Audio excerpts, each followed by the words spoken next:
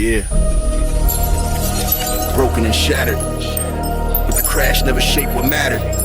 Grace fills the gaps where your life lost traction.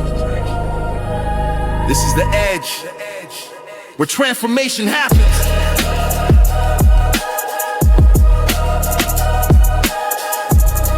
Where transformation happens. This is the edge, where transformation happens. Hi, everybody. I'm Bill. And I'm Stephanie. And we're on The Edge, where transformation happens. We want to welcome all of our viewing audiences on YouTube, Spotify, and Rumble. Do that, like, share, subscribe, and hit the notify bell. And for our incarcerated viewers on Pando, Yeah. we are glad you're here. Tell somebody about us. And tell us about you. We'd love to hear from you. And our audio audiences on Apple Podcast, iPod, or iHeartRadio, and on Amazon Music, and on Radio K Air, streaming in Humble, Texas. We're glad that you joined us today. Yeah. And hi, Leah. Yeah, hi, Leah. It was so good to hear from you. Yes, it was. And just to let you all, and we're praying for that parole. Yes. Right. And just to let you all know, we did find out, we got a correction. We can read letters as long as we don't say who they're from with first and last name and their facility. We can say their first name and read the letter, but we can't give you any more information. You'll know who you are, though. So it can kind of be like the old romper room. I should get one of those mirrors and just, I see Leandro in my magic mirror. Yeah. Speaking of Leandro, your kids had a birthday recently. We want to say happy birthday to all of them. And we hope that they had a blessed day. Yeah. So with that, let's talk about our guest today. We've got Matthew Handy. He's the founder of Harmony Grove Behavioral Health Services, and he's a recovery advocate. He's an entrepreneur, a podcaster. Matthew knows the system from the inside, the streets, the institutions, the cycle. He built Harmony Grove, which is a Joint Commission-accredited treatment facility here in Houston, from a lived experience. He has been in long-term recovery. He's the host of My Last Relapse podcast, which is on YouTube. Y'all go look for it. We'll have a link to it in the description of this on YouTube. And he uses his platform to challenge the addiction treatment industry and fight for the people that it leaves behind. Yeah. And we want to hear more about that, don't we? Yes, we do. So with that, let's welcome him in. Matt Handy, welcome to The Edge. Hi, Matt. Hi, guys. Thank you for having me on. I appreciate it. We appreciate you. And I'm going to let everybody in on a secret. I messed up. I didn't have our mics on, and we were doing this already. So we're back again. And Matt, we appreciate your patience with us. We know you got some stuff coming up, so we're going to move this right along. Yeah.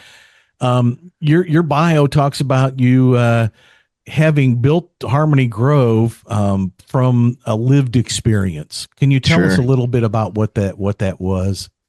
Yeah. So we had already kind of gone down a road, but do you want me to actually go over the story of how I got there? Or okay. Yeah. Okay. So I was born and raised in 89. So I was raised in the 90s, right? Product of the 90s. And the situation that I was raised in, I had a lot of exposure to it's San Diego in the 90s. So gang wars, drug wars. Yeah, gang wars, drug wars, gang members in the family, drug use in the family. Exposure to that sexual abuse, right? I was molested as a kid by an uncle when I was 5 years old. And so there's a lot of exposure. There's a lot of contributing factors to decisions that I made in my life. And also there was, I'm the oldest of 10 kids. And so by the time I was 13, there was 9 of us. Right. Wow. And so there was, and then I was raised in an extremely religious home. And so there's all these contributing factors to why I ended up the way that I am. Okay. Right. You don't get a lot of attention in a family that has 10 kids. No. So here was the problem. We got too much attention. Still, we were herded, right? But a lot of it was negative reinforcement. So, the things that you could get away with in the 90s are massively different than they are today. Yeah. What we considered discipline in the 90s will put people in prison today. So, So the situation that I ended up in, like the time and the place really contributed to it. Okay. That being said, when I was probably 7 years old, I was at my grandfather's home. His sons were gang members, and I opened the bathroom door, and one of my uncles was shooting up in the bathroom, and he was like, "Shut the door, shut the door, shut the door." So I stepped into the bathroom and shut the door. Oh, wow. Yeah. And I didn't know what was going on. I didn't know what it was. The reality was I was very, very, very young. I didn't know that he was doing drugs. I didn't know that it was like heroin. I didn't know what it was. Yeah. But I knew from that day on that I would do it. Okay, now, so fast forward a few years. I'm 13 years old. My youngest sibling is born on my 13th birthday. And I got high for the first time. Okay. And within a month, I had tried crack cocaine. Okay. Wow. Fast forward maybe 18 months, and I started doing drugs habitually. Okay. Fast forward another 18 months, and I'm getting kicked out. Okay. I got caught with a weapon at school. I got kicked out of school. I got sent to the juvenile court correctional school. It's a self-paced program. So I finished my junior and senior year in about 2 months. And now I'm just lounging at my parents' house, doing nothing, no job, no ambition, no desire to do anything else other than get high and sponge off my parents. Yeah. Keep in mind, there's a 2-year-old, a 3-year-old, a 5-year-old. There's legitimately little kids in the house, right? So they catch me doing drugs, and they're like, "Dude, you got to go." Right? I'm already a problem.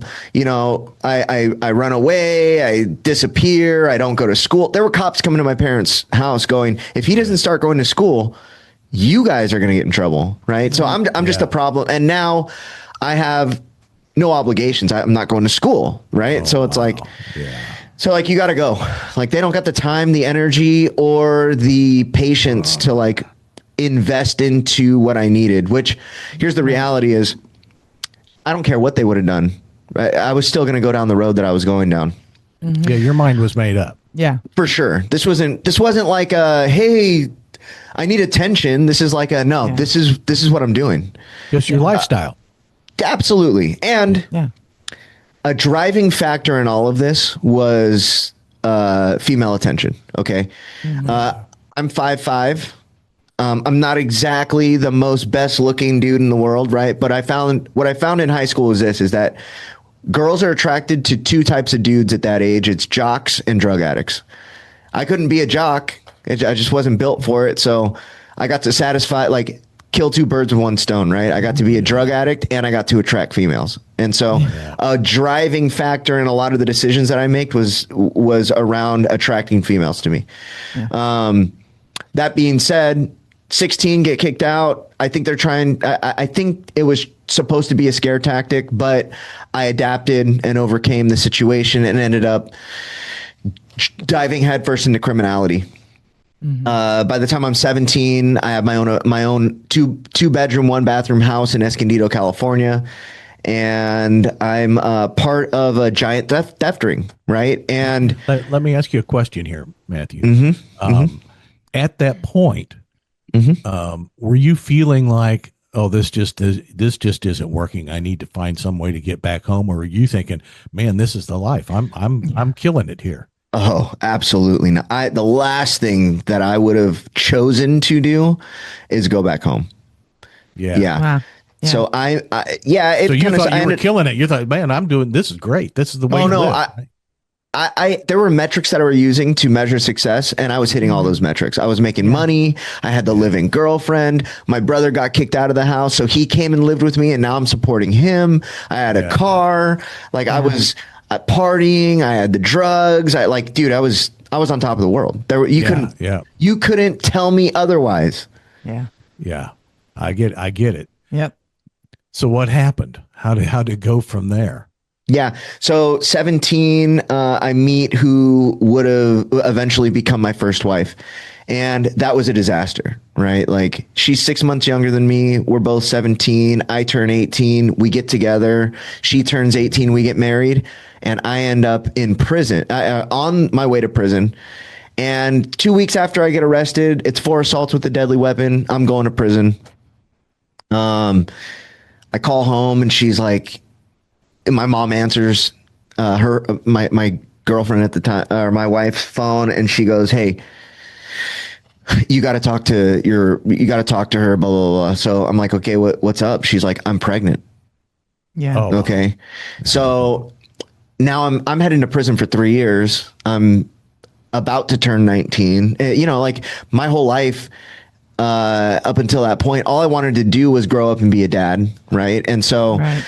this was like the first real, heartbreak that I had. Right. And so one thing kind of leads to the other. And keep in mind, like I'm 19 years, I'm the youngest person on the yard.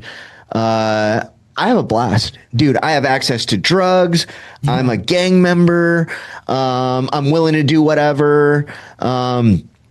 Everybody loves it because I'm just an idiot, and they can point me in a direction, and I go do whatever they tell me to do. Yeah, and it's only 3 years, right? So, I mean, I did 3 years straight. Okay, so it was supposed to be 3 with half.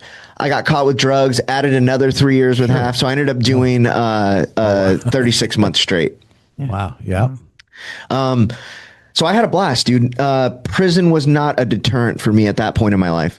And I know that a lot of your listeners may or may not identify with that. I know for sure some of them are gonna, but the reality of the situation was I was in such a messed up headspace. I had no direction, no mentorship, nothing as far as positive qualities that would point me to like making an internal assessment around where I was, an accurate one at least, because I had a blast. Access to drugs, all that, right? Mind you, my marriage is deteriorating. My parents adopt my daughter as their own child. I didn't meet her until I got out of prison. By the time I got out of prison, the divorce was being finalized. Like, it was just a mess, right? Emotionally, I'm a mess. I've been doing drugs basically my entire teenage years. There's sexual trauma, there's neglect, there's physical abuse, there's mental abuse, there's emotional abuse. Like, I am a literal mess. Okay. But I think I'm on top of the world. As a matter of fact, I didn't even know I was a drug addict yet. Okay. yeah. It's not till you don't have any. Yeah, I understand. That you realize what the addiction is, right? Man, I used to tell people all the time, I don't have a drug problem. I got a problem without drugs. Yeah, I didn't even know that I was a drug addict. And mind you, my brother who was living with me, he got clean while I was in prison. And I was the person in prison making fun of my brother for going to AA. Right. Wow, That's how delusional I was at this time. So I get out. And see, now my brother used to say, "I'm not an alcoholic. I don't go to any meetings." Yeah. So Hey, that's what my brother said. Kind of valid. Kind of valid. There's a only logic when you get there. to the I can see meetings it. where you say, "I'm an alcoholic," right? Yeah, for sure. So I get out of prison. I'm 21. I meet my daughter. My life's just realistically, like, I'm a mess. Okay. I've already painted you guys this picture about how big of a mess I am. You guys don't even understand. I OD'd 3 days after I got out of prison. Wow. I'm cheating drug tests. I'm lying. I'm manipulating my family into talking to my probation officer. I get kicked out of a sober living. I manipulate that. And like the first 2 nights that I was out of prison, I was already getting high. I wasn't sleeping because I was watching so much porn. It was like I would just stay up all night. Right. I mean, it was a mess. Yeah. I OD, still don't realize I'm an addict. And finally, I start hooking up with my ex-wife, and my parents kind of laid down the law, you're not to see her because of my daughter and all this stuff, right? I'm not to see her. So now I'm hiding this. Now I'm getting high with her, and she gets mad at me, and she tells me, I'm telling your parents that we're seeing each other and that you're getting high. So I have to beat her to it, right? I have to tell on myself at this point. Yeah. So I go to Temecula, which is about an hour and a half outside of San Diego. Yeah, I'm from Apple my aunt- Valley. Actually, Oh, I'm from okay. Upland. I'm from Upland. Oh, and then wow. I lived in San Bernardino for a few years. Did you? Yeah. Right behind Valley College. But so I go to my aunt's house to try to kick. It's not working out too well. It's 3 a.m. I call my dad. right? Because I'm panicking. I'm trying to talk to my ex-wife and like figure out if she's really going to do it. It's just making her more mad. Yeah, trying to talk her out of it. Yeah. Yeah. And so I finally, I call my dad. It's 3 a.m. and he answers the phone. Mind you, this is maybe 2 months after I get out. He answers the phone. I'm like, Dad, I got to talk to you. He's like, I can hear it. And this is one of the best men I've ever met. One of the just best men I've ever met. I'm like, Dad, I got to talk to you, but Mom can't hear it. So I can hear him like, dude, probably worked 12 hours that day. And it's 3 a.m. I can hear him get out of bed, walk probably to his closet and shut the door. He's like, what? I'm like, Dad, and listen to what I say, right? I say, Dad, I relapsed. Okay. Oh, as if there had ever been a period of sobriety, right? Yeah. And like, dude, come on. And he's like, what? Like, dude, what happened? Like, you're doing so good. Like, dude, think about like what I just told you, right? He's like, you're doing so good. You're in culinary school. Like, dude, what happened? Are you some kind of addict? And it was at that moment that I realized, oh my gosh, I'm a drug addict. Right? It was like this mountaintop, like flat, like moment where it was like my first moment of clarity where I was like, holy crap, I'm a drug addict. Yeah. And didn't learn anything from it. So, one thing kind of leads to another. They send me to treatment. I relapse while I'm in treatment. I get kicked out. I end up in San Bernardino at somebody's house that I met in treatment. And his sister's a drug dealer. And so I'm like, oh, dude. So my parents don't know like what's going on. I'm there for 2 weeks. I come back to the treatment center. I test dirty. So now they're kicking me out, right? Like for real, like kicking me out. Yeah, and I made this decision right there. It was like another moment of clarity where I was like, you know what? I am going to systematically burn every opportunity and chance that I have with my family if I keep doing this. Yeah. And so I made that decision to cut all ties with my family and just go do whatever it was that I needed to do. And that really kind of set the pace for the next decade plus, probably about 14 years. Yeah. Of just isolation from my family and from society and from sanity and just really, really, I didn't have any obligation to my family at this point. I didn't have any obligation to anything. And so I dove headfirst into my addiction and very quickly ended up back in prison. That time, that was a mess too. I ended up getting indicted with a bunch of people. I sold drugs multiple times to undercover cops. And just, it was again, it was just a mess, dude. I'm a mess. Yeah. We're driving around with like guns and pounds of meth in the front seat and smoking meth while we're driving. And my buddy would call me and be like, hey, look out your window. And I'd look out and I'd see him drive by. And then 2 cars would drive behind him and he'd be like, are they following me? I'd be like, yep. And we all knew like we were going down. Right. Yeah. Like we knew it was just a matter of time. Yeah. And so we were just living recklessly. Ended up in prison again for another 3 years.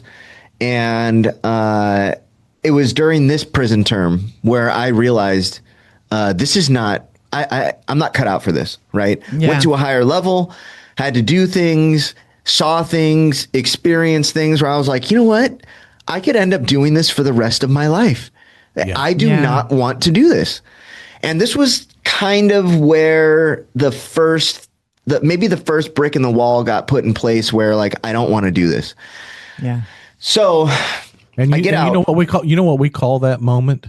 What? Where you're starting to put bricks in the wall. We call that the edge. Yeah. Where you've got to decide, am I going to do this for the rest of my life or am I going to do something different? I'm going to try and And it's really not until you get to that edge that you can change. Yeah. Now, maybe sometimes you have to approach the edge multiple times, but as long as you think I'm killing it, this is great. I've got it made. Yeah. There's no motivation to change. No.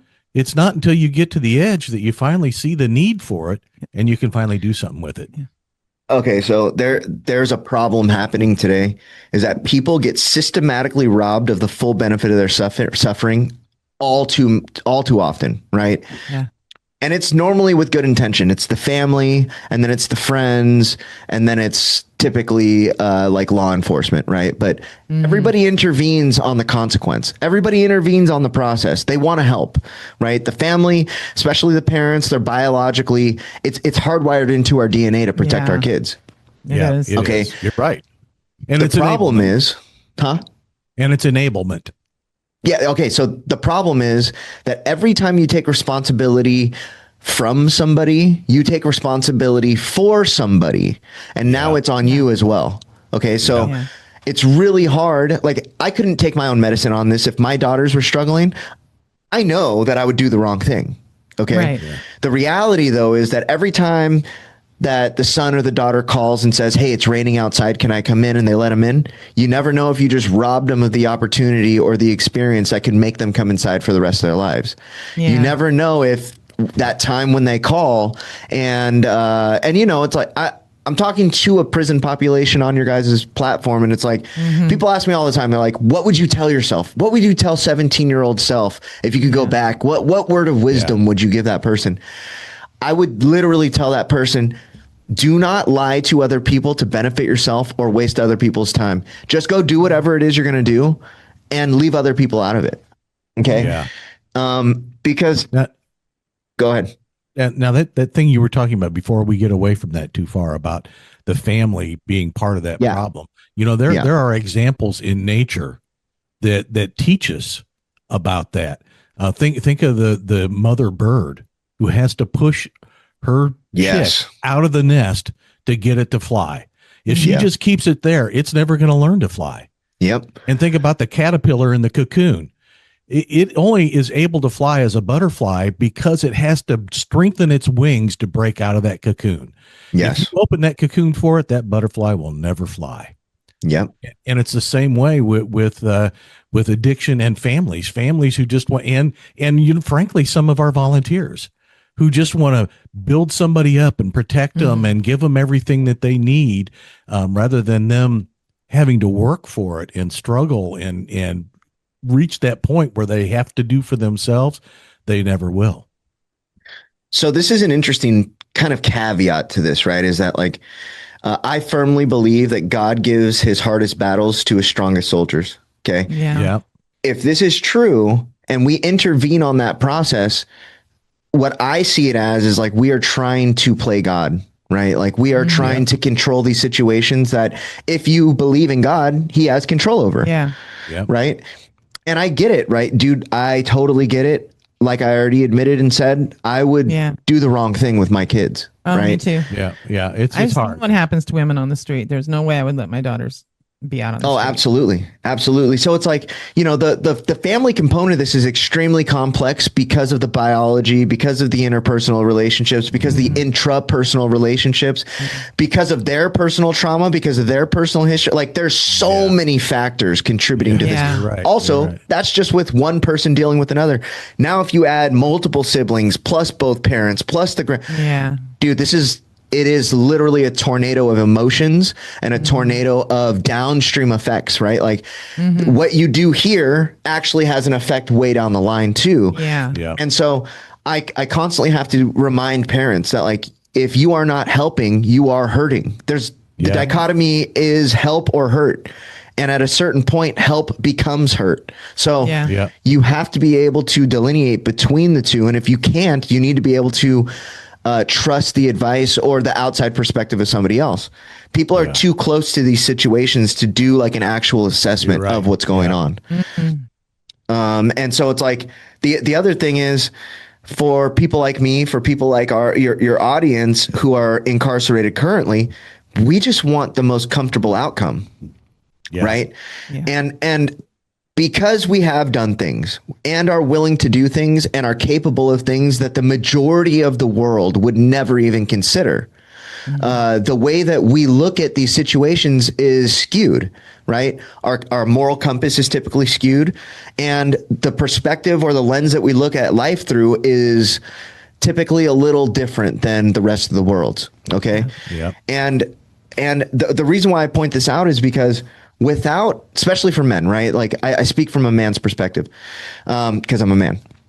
That's Without a good way to do it. Yeah. without a support group of men around us who have similar lived experience that have come out on the other side, what are you using as a sounding board? Other broken, sick people, right? So it's like we will positively reinforce everybody's negative behavior because we don't see it as like a moral misgiving. We don't see it as like not okay. We see it as okay. And when I'm talking about, like, even when it comes to manipulating or using women to get commissary, to get the package, to get the whatever, the majority of the world, even though I don't think the majority of the world has like a moral system that I would subscribe to, would still fundamentally understand that like the manipulation of this person is still wrong. Yeah. But we don't see it that way. Right. And so we need to have our moral compass calibrated as men by other men who can point out to us, dude, you are effed up. Your thought process is wrong. We need to fix this. Right. But how many of us have that support group around us in the situations that we're in? Right. Well, and not only that, but how many of us seek that out even? Yeah. Really, when you're in the midst of it, you want to avoid that. Yeah. Absolutely. Right. Well, absolutely. What man walks up to other men and expresses vulnerabilities that easily? Yeah, that's true. Come on, especially not in a prison setting. Yeah. Yeah. True too. Yeah. Yeah. The prison setting is a very unique place. Okay. A lot of people would point at us and say that we have no morals and values. I would argue that we have more morals and values. They just look different than the rest of the world. Yeah. There's respect and loyalty and honesty. And there's a lot of things that get baked into this culture, right? The prison culture that a lot of people disregard because the outcomes, right? There's violence, there's manipulation, there's power. There's all of these things that the world would look at us and say, you guys are immoral. And so it isn't that people that are in prison don't have the capability to work within moral frameworks. We need to look at a different moral framework, right? We need to expand our options. We need to really understand what's going on here. These systems are not created to help us get out of them. They are created to help us stay in them. To perpetuate it. Yep. Yeah. Absolutely. Right. And the power structures that exist within the prison systems are not meant to help us get out of it. Right. We reinforce the power every time we participate in its will. Right. And so there's all of these factors for all of us, right, that end up in these situations that have to kind of be assessed and peeled back in order to accurately and effectively move forward. And a lot of this does start with what's going on with your interpersonal relationships with your family, right? If you fulfill your obligations correctly as a son and then as a brother, and then you can move out into the world and fulfill the obligations as a boyfriend and then a husband and then a father, right? And then a grandfather. Like this is the goal, right? Yeah. Right. The problem is a lot of us never satisfied the basic obligation as a son, right? So how do we then move forward with no understanding with how to interact with the rest of the world? Because the most basic form of government is the family home. Yes. Well, Right. and really, as a society, and Stephanie and I were talking about this the other day, watching, I think maybe it was Alone or something, that today we don't have a very fundamental thing that families used to have back in the day, and that is the rite of passage. Yeah. You know? Dude. And without that, the son has really no way of testing themselves and getting to the next level. Right. Right. Yeah. Well, so this is what I talk about this a lot, right? Is the phenomenon of rite of passage. It seems to me that throughout history, the majority of cultures had a rite of passage for young men. And definitely all the great warrior cultures definitely had a rite of passage. And what this signifies is you participate in this thing, whatever it is.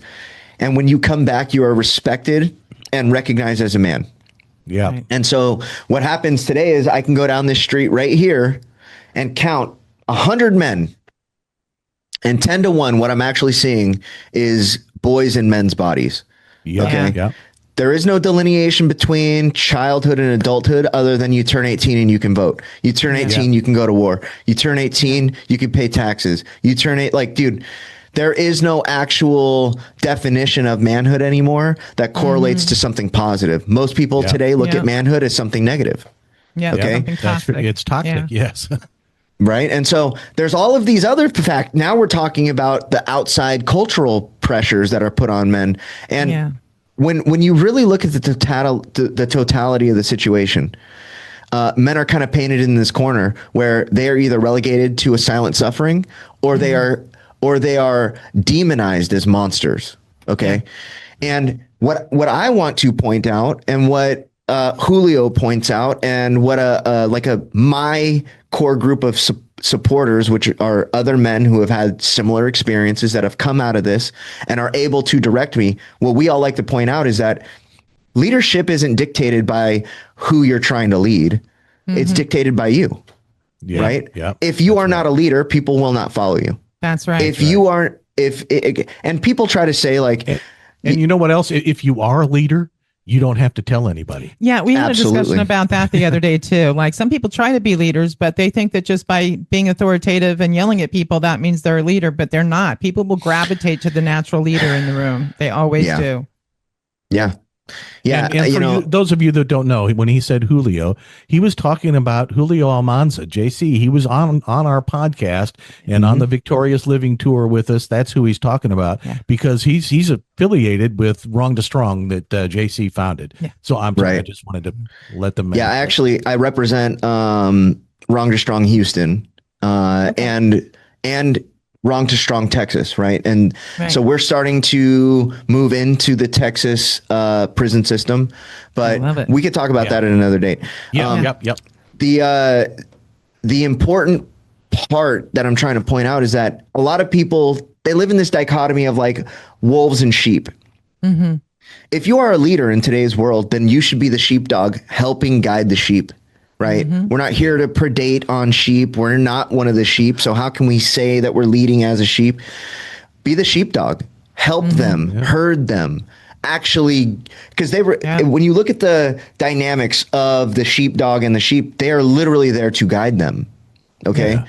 If you are a leader today, people know it. And if you are a leader and you're leading people in a bad direction, they will stop following you. Yep. And the people that do follow you, they're the wrong people to lead anyway. But, I digress. The life that I've lived. It was a worthwhile one. We have a border collie, and his name is Pepe. Oh yeah. And he was a stray, and he would tolerate us, but he wasn't really very social with us until I gave him a job.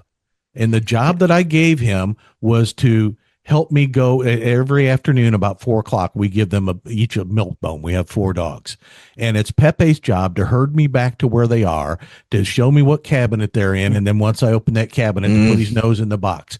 I gave him that job. And now he comes out, he jumps on our laps. He wants attention. Now he feels like he's part of the family because he's been given that leadership role. Yep. Okay. So this opens a whole other avenue, right? Is that like, I feel like a lot of men that end up in these situations really, so this is something that a lot of us seem to neglect, is that we are worthy, right? And that Amen. Not only are we worthy, a lot of us have these characteristics and gifts and talents intrinsic to us. This is a part of who we are. Yeah. Okay. When we end up in these situations, what we end up doing is giving up healthy relationships for effective relationships. And this is why we get into addiction too. Right. Especially with addiction, we are entering a relationship with the substances that's a closed loop. It will never give us negative feedback. It will only positively reinforce negative behavior. Right. And when we get into these situations where we're in prison and we're now feeding off negativity, we are being it's a constant positive reinforcement of negative behavior. And that's another closed system, right? Where it is. Yep. So, it's really hard to break those mentalities. It's really hard to free yourself from a system that doesn't want to free you from it. Right. Yeah. How do we do this effectively? What does that look like? What is the internal job? Like, what does the inside job look like? Right. I would argue that it is probably easiest to do it while you're inside. Okay. When you come out here to these streets and you haven't started this process, you're going to, this is almost a guarantee, and the statistics speak to this, right? Yeah. Scientifically, they have basically proven to us that if you don't do the inside job while you're inside, you will return to prison. Yeah. Okay. Amen. And you know what? For those of you that are watching, you have heard us say that, Yeah. or one of our guests say that.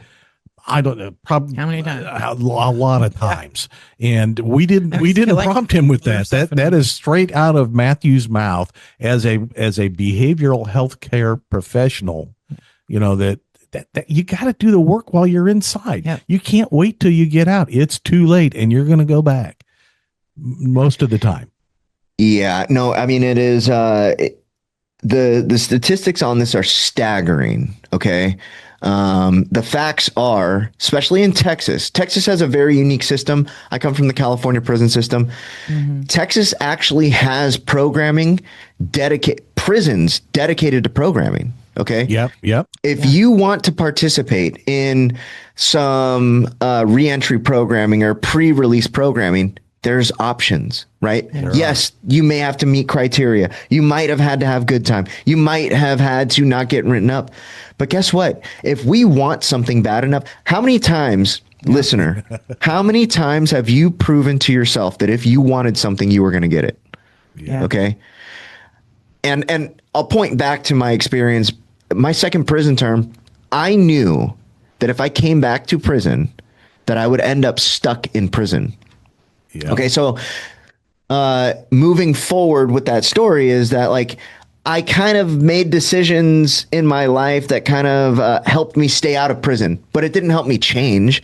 I was just not doing such dumb stuff. I wasn't driving around in cars with multiple felonies and dozens of years of potential prison terms.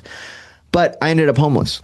Okay, I ended up homeless by choice because I was sick of getting kicked out of apartments and houses. And my girlfriend at the time, who's now my wife, was like, dude, what are we going to do? Like, I literally got us kicked out of like 10 places in 14 months. Yeah.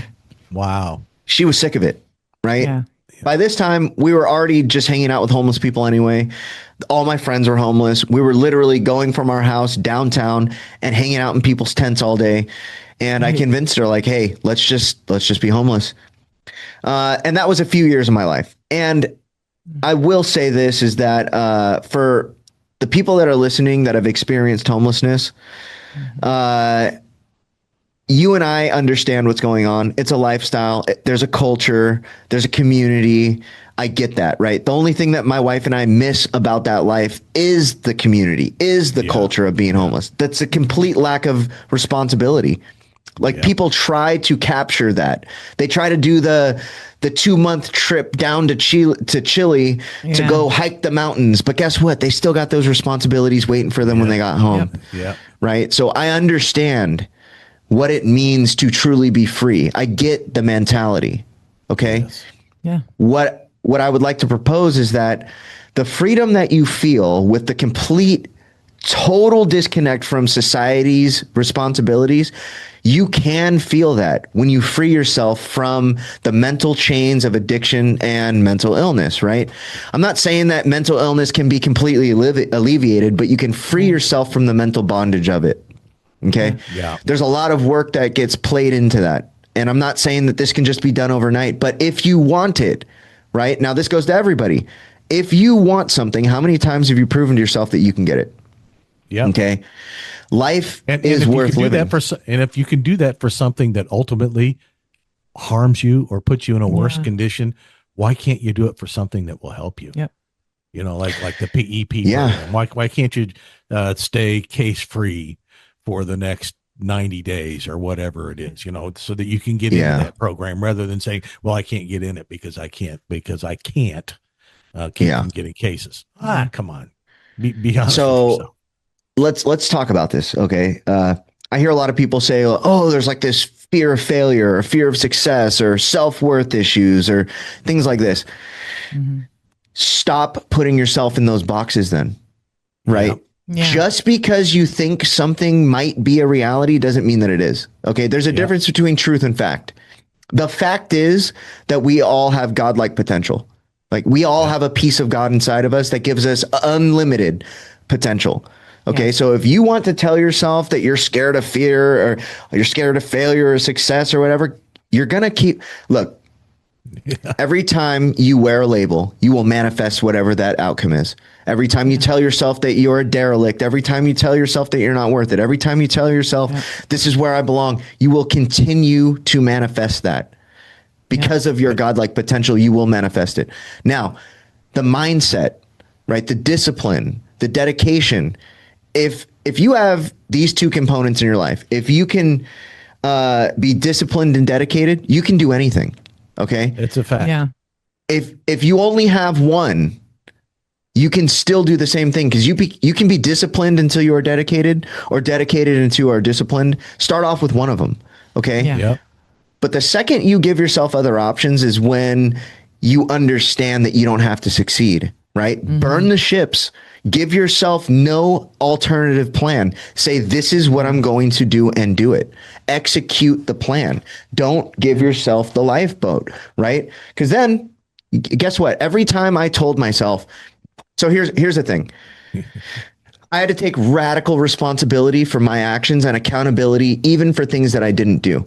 If I kept telling myself that the reason why I keep doing this and manifesting this stuff is because I was molested as a kid, or because I was beat as a kid, or because of whatever, I will forever have something to point to say that's why I didn't make it. It's a justification. Every time I could justify something, I did. Yep. The second I stopped giving myself the option and the justification for my negative behavior, that was literally the moment I started to succeed. You know, Okay. I went through that when I was in prison and going through group therapy. Right. And I was blaming all the horrible things I did on my childhood, because my father, he molested my daughters. He used to beat my brother and I senseless. Your sister. And, I mean, it was my sisters. Yeah. And he used to beat my brother and I senseless. And so I was always blaming that, until in group therapies one day, somebody said, do you have siblings? And I said, yeah, I have one brother and two sisters. Well, how many of them did those things and ended up in prison? Well, none of them. I was the only one. Didn't they have the same childhood you did? You know, if there are people out there that have been through what you've been through, and they're able to succeed, you can too. Yeah. Absolutely. Yeah. It's stop taking the option of the excuse and move forward. Right. And, it's like, the reality of the situation is it's hard, right?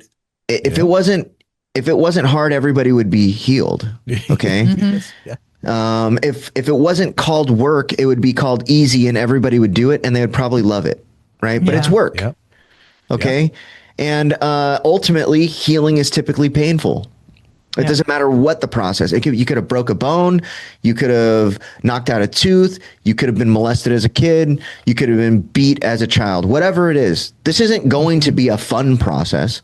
Right. But I can promise you something. It's definitely worth it. Okay. Yeah. It is worth the freedom that comes from breaking the chains of mental and emotional anguish. I don't know how else to say it other than it is a choice to participate in those things. Okay. If you're an adult, if you're in prison, okay, when did it stop becoming that person's fault and now you are participating by choice? I don't know where that line is, but if you are an adult and you are in prison, or you are an adult and you're in treatment, or you're an adult, period, you are either allowing them to have power over you and in effect letting them control your life, or you are willfully participating in it by being intentionally ignorant. Yep. Okay. Yeah. 100%. I'm not perfect. None of us are perfect. I don't got all the answers. I don't got the solution. But what worked for me was taking full control and accountability for things that I did do and things that I didn't even do. Right. Like I went all the way back to being molested as a kid and had to recognize my part in it. Right. It was like, yeah, I didn't do that to me. But guess what I was doing? I was asking to go over there. I was putting myself in these situations.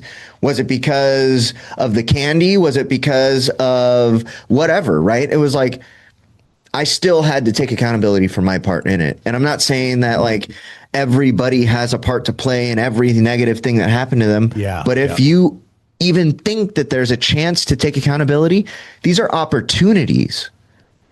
taking accountability is always an opportunity. It's an opportunity for growth, and it's an opportunity for freedom. Okay. Well, the other piece of that is if you don't have any accountability, another thing that helps heal from that is forgiveness. Okay. So yeah, forgiveness isn't, a lot of people have got a misconception about forgiveness. Okay. One of the things that I had to learn was that I don't forgive people to forgive them. I forgive people to free myself from whatever mental chain I have to that situation, right? People's opinion aren't my problem. It's theirs, right? Yeah. What people did to me isn't my problem. It's theirs. Right. Unless I let it be my problem. Okay. Yeah. And the only way that I let it be my problem is if A, I don't forgive them, or B, I let it occupy space in my head rent free. Right. Yep. The reality is a lot of what do the people do? Because like when you've been repeatedly raped as a child, when you've been like, how do you?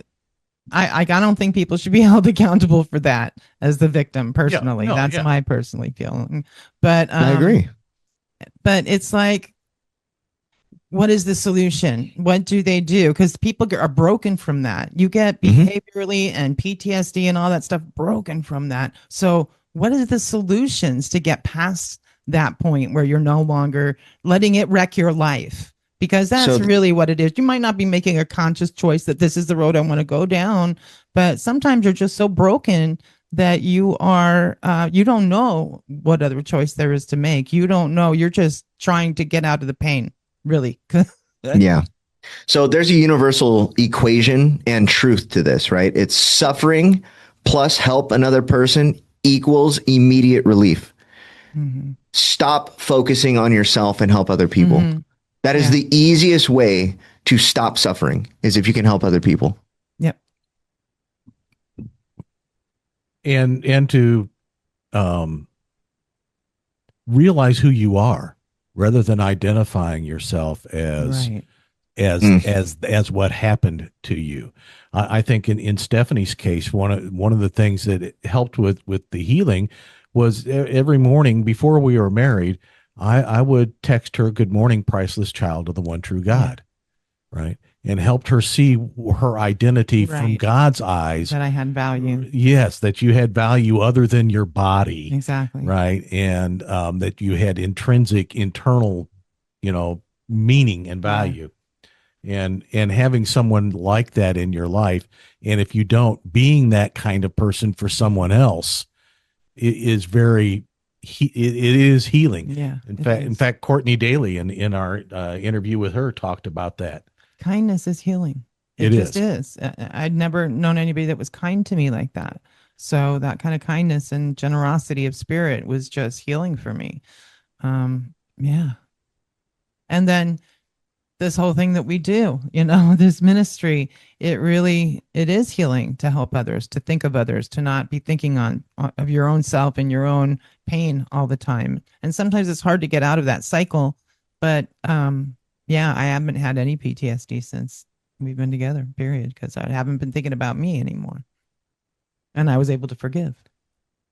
Now, Matthew, we went down a whole different path than the first time around, right?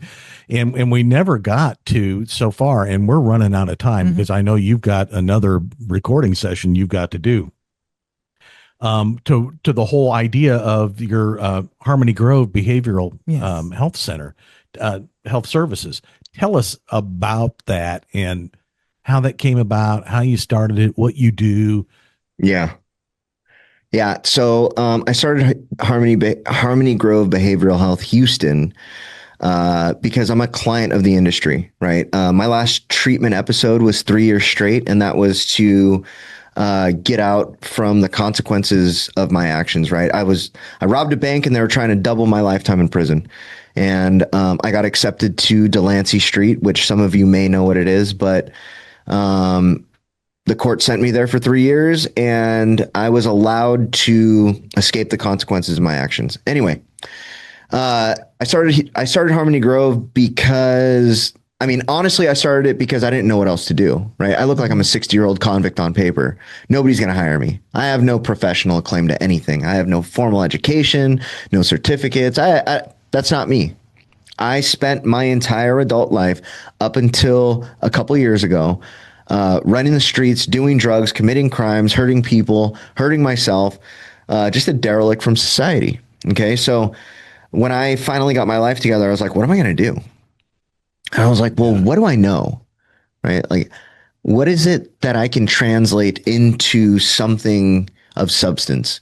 I was like, well, I know treatment pretty well from the client's perspective. So I built Harmony Grove from the client's perspective.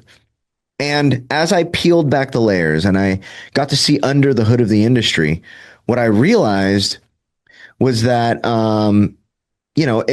they claim to be the business of saving lives. Mm-hmm. Really what it is the business of saving lives that can afford it. If that is true, then being the business of saving lives that can afford it, what happens to the people who can't? Okay. Yeah. The people who can't get put on the sacrificial altar of making money.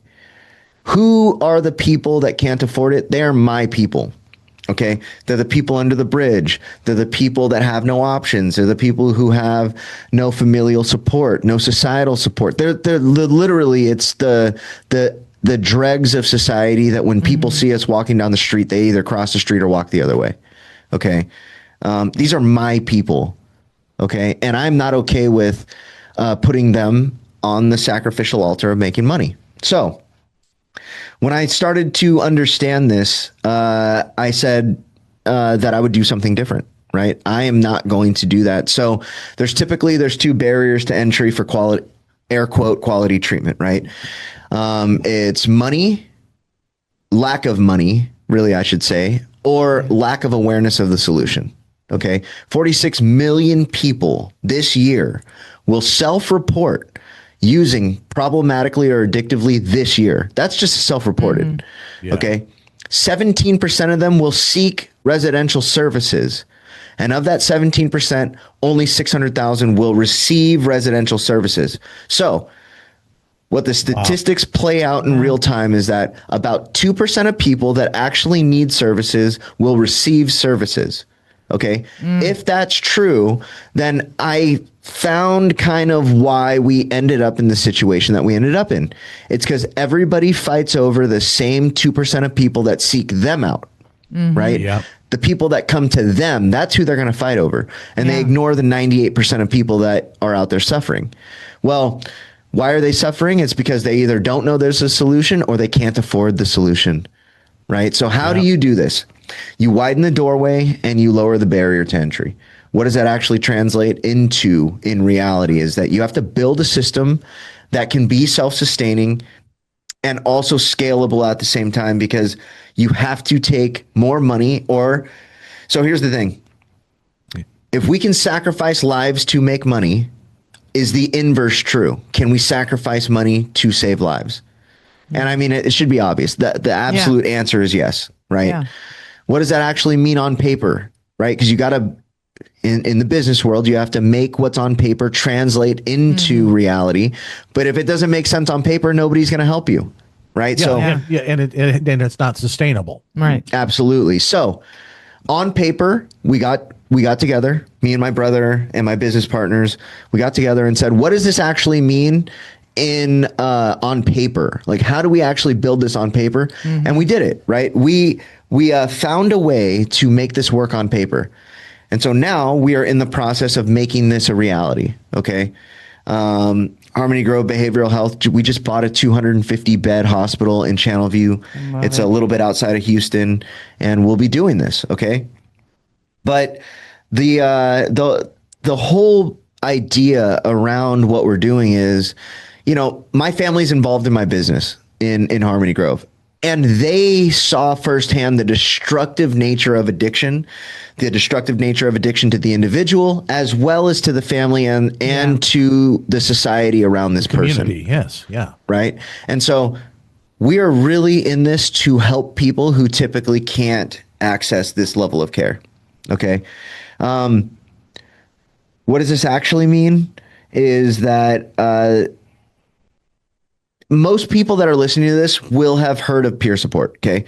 Peer support is becoming something new. as we speak, right? Peer support's been around since the 80s, but this current iteration of peer support and the way that it's affecting not just the treatment industry, but society at large. You go to any courthouse, you go to any hospital, you go to any university, you go to any Fortune 500 companies, they're all employing peer support specialists. Okay. Right. What this actually means in reality is that Harmony Grove is going to be implementing and developing systems and models that can be replicatable by anybody else, right? It's not like some proprietary knowledge, right? We should be able to implement these systems and have a more effective treatment episode per client, which ultimately can translate into better success. Now, William White, he's the godfather of like American addiction history. Also one of the creators of peer support, period, right? Wrote a bunch of books, really influential guy. He's in ill health right now. We're hoping that he's feeling better in the next few months here. I'm trying to have him come on the podcast, but he said that, never has there ever been anything more effective in the treatment of addiction than the 12-step work. Not the 12-step program, but the work of the 12-step process. Okay. If that's true, and today we're tying consequences in the treatment industry to the 12-step model, right? This is supposed to be something that is voluntary and we're forcing people into it, and attraction-based, and we're tying like all of these like levers and pressures to it that kind of force them into it, right? Of course, nobody's going to participate in that. Yeah, right? Not willingly. Yeah, not willingly. And then when they have the option to not participate in it, they're not gonna. And we can see this. I'm not a 12-step person, right? I'm a peer support advocate. Not just I am certified and I certify peer support specialist, but I say that my pathway of recovery is peer support. Okay, and look, all of this to say, treatment will fundamentally change in the next 5 years. I think that peer support is going to have a big part in that. But what we will see, and we all understand this, right? Everybody that's listening to this probably understands this. And then we all understand this in this room, is that the treatment industry today is broken.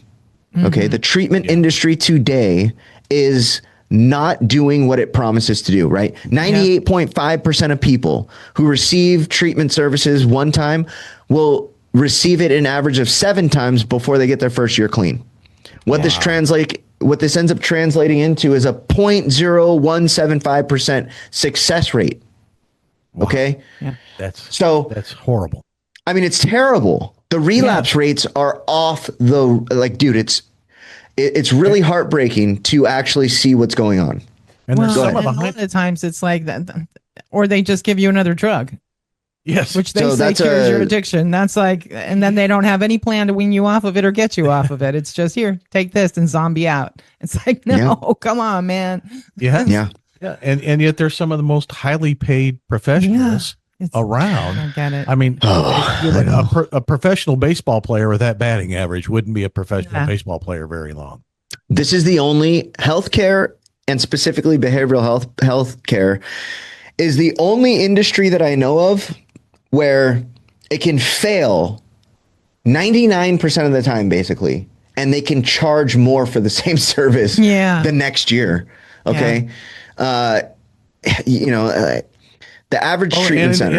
And in some ways, the healthcare has been taken out of the hands of the healthcare professionals and put into the hands of financial managers, of insurance companies, and people who are bottom line based. Sure. And that bottom line isn't the health. It's the money. Yeah.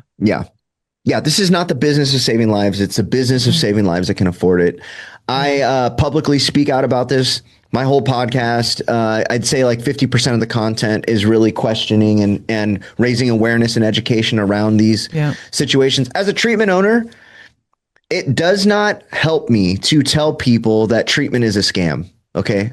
But I feel like it's an obligation that I have. Right. You can't, there's certain things where once you see it, you can't unsee it. And what breaks my heart is that I think that the majority of treatment owners know this and they still participate. Right. And so that's kind of like my whole little mission today is I love it though, because often as you know, like you said before, you don't have some PhD in behavioral health, but what you do have is wisdom from the experience yourself. And that's sometimes so much more valuable, but not just that part of the value.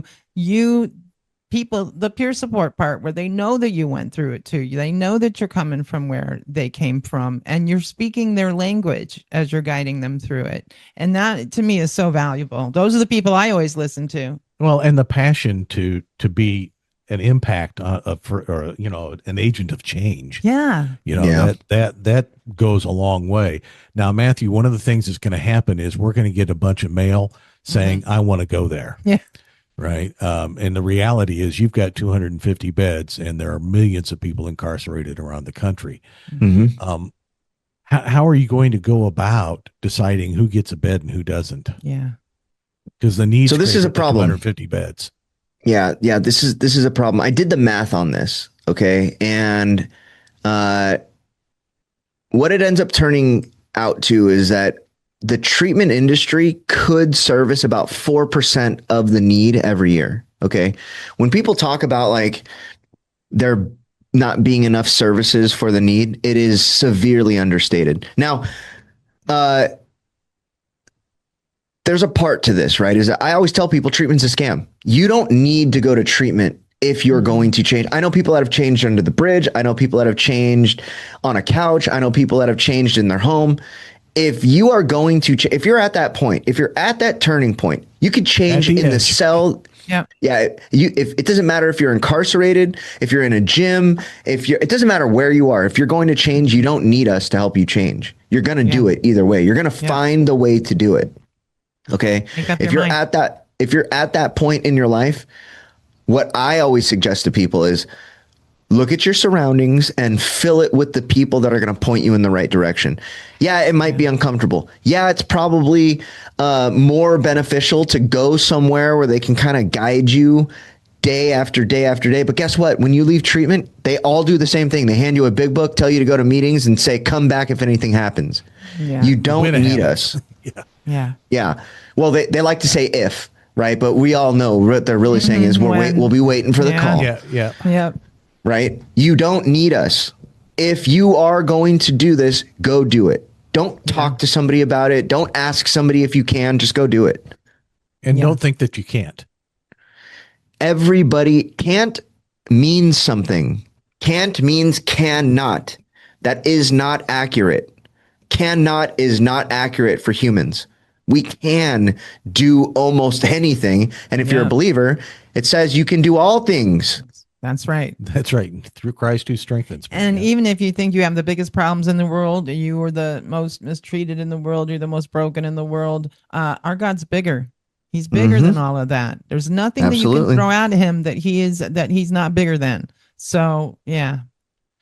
All right. We're nearing Matthew's closing time. Yeah. Yes, sir. I just want to let everybody know that for those of you who are watching, we're going to put our address up on the screen. For those of you who are listening, there's a guy going to tell you about it right now.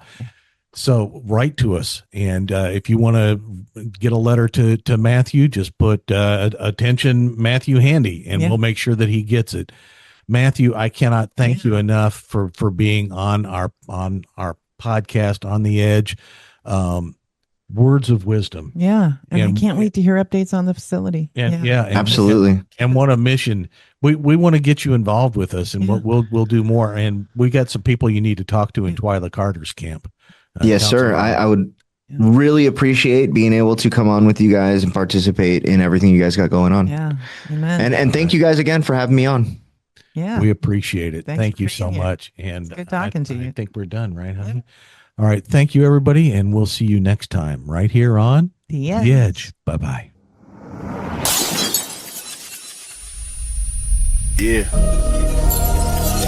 Broken and shattered, but the crash never shaped what mattered. Grace fills the gaps where your life lost traction. This is The Edge, where transformation happens.